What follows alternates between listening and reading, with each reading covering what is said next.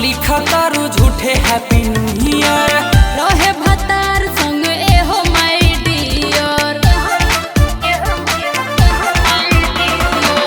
काहे डेरालू इतना पिया बकलोल पर।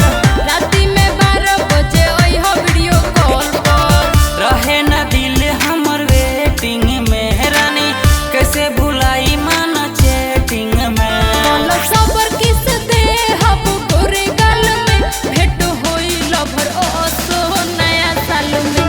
बोलो सबर किस दे हब गोरे गाल में, भेंट होई लभर ओसो नया साल में।